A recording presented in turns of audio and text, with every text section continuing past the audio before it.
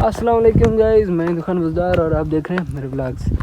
Guys आज हम आए हैं पहाड़ों में घूमने फिरने के लिए और आपको इलाके का व्यू चेक करवाते हैं। ये देखें कितना अच्छा नज़ारा आ रहा है। ऊपर हमें जाना है वहाँ तक चोटी पर, तो वहाँ जाके उसके पीछे भी पहाड़ हैं, वो व्यू भी आपको दिखाएंगे और नीचे की तरफ की व्यू भी दिखाएंगे इंशाल्लाह। जुड़े रहें वीडियो में हमारे साथ।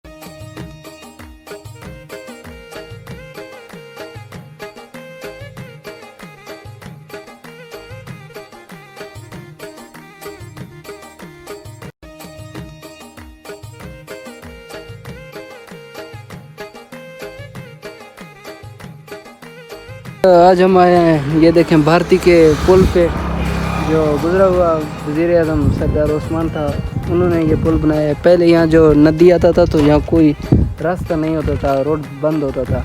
अभी अल्हम्दुलिल्लाह देखें अच्छा पुल बनाया है और भारती का जो लुक है, जो व्यू है, माशाल्लाह बहुत खूबसूरत है।